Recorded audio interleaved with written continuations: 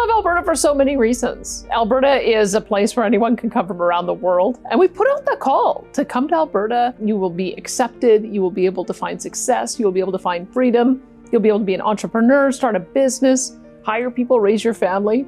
I feel like Alberta is one of the most unique places in the world because we do have such an amazing multicultural group of people who have built this province, and I think it's only going to continue. Mountains, always going up to the mountains, gorgeous. Driving on the roads, just in the back roads, looking at all of our incredible landscapes, whether it's forest or fields or rangelands with cattle, our incredible oil sands operations. It's just majestic to see the development in Fort Saskatchewan and look at the engineering that went behind that. It's amazing. When we have our beautiful river valley in Edmonton, that is the host of so many wonderful festivals like the Folk Festival, and Calgary. The iconic Calatrava Bridge. I wasn't so sure about it initially, but I see people from around the world coming and taking pictures, and I think that that has also done us well in marketing our communities abroad. I remember the first time I flew into Fort McMurray, seeing how amazing it was, the river system here. When you come in and you start seeing the new development and the recovery, this has been a community that has had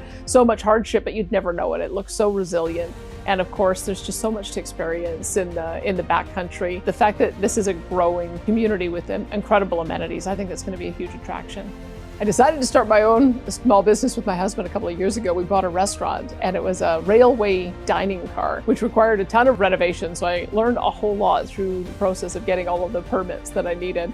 And then just trying to build a business during COVID and the constant open, close, and shutdowns. And the amazing thing that I found is Albertans wanted to support a local business through all of that. So we've actually had a really good last couple of years. And the times that we've been open, I think what's happened is people are now traveling Alberta a bit more. They're trying to support local communities. I think that we want to make sure that that continues on, because I think that's something really positive when we can share our stories with each other. Anyone who says that we should shut down oil and natural gas, it's as dumb as saying we're going to shut down cement or we're going to shut down steel. There's 6,000 different products that come from it.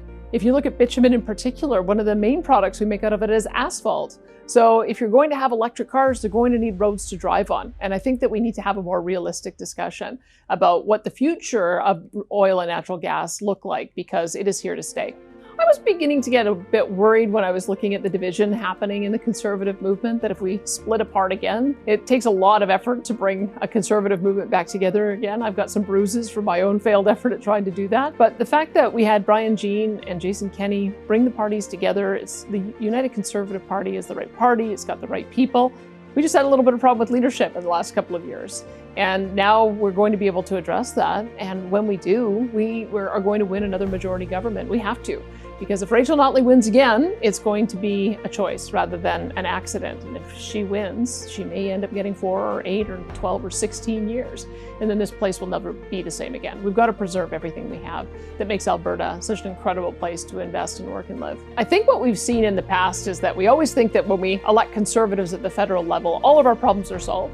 And I think we've now seen that when you have a change of government, it can be pretty hostile. So the federal government has been hostile to us. I think they violated the Constitution by again and again and again preventing us from getting our products to market and interfering in our ability to develop our products. We've had over $100 billion worth of resource projects that have been pulled or canceled because of federal uncertainty. We've got to create an environment of investors' certainty. And the only way we can do that is by pushing back on Ottawa, telling them to stay in their own lane. Resource development is our area of jurisdiction.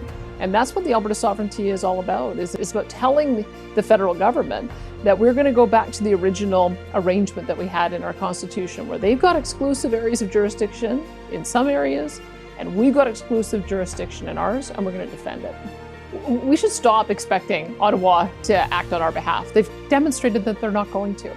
We should send our own delegation to Germany and sign a 20 or 25-year contract and get our natural gas to market through the Gulf Coast. We should also then ask German companies, manufacturers, they're going to be facing high energy prices for a number of years, ask them to relocate some of their manufacturing and use Alberta as a staging area to get their products into the North American market. And then we should be working with our First Nations and Métis communities to be building economic corridors, going to Churchill, going to Thunder Bay, going to Tuktoyaktuk, going to Port of Prince Rupert. We don't have to keep on waiting for the federal government to do this. We've been asking for economic corridors for 100 years.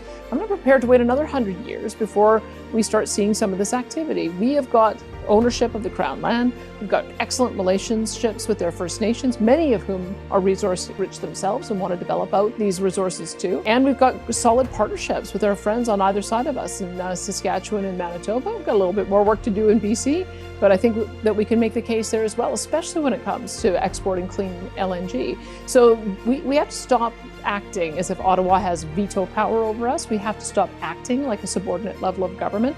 And we've got to assert ourselves, just like Quebec. We've got to take care of ourselves. We have to choose a leader that will stand up to Ottawa and put Alberta first, that will make sure that we defeat Rachel Notley in the next election and will restore our freedoms. And those are the things that I have identified as the most important things in this election. I've noticed that the other leadership candidates, they all have different ways of putting forward the similar ideas, and so I think that's positive, that autonomy is finally going to be something that we act on, but I think I'm the one that's going to be able to push back the hardest against Justin Trudeau. I can be reached on my website, daniellesmith.ca. You can also go onto my Twitter feed, AB Danielle Smith.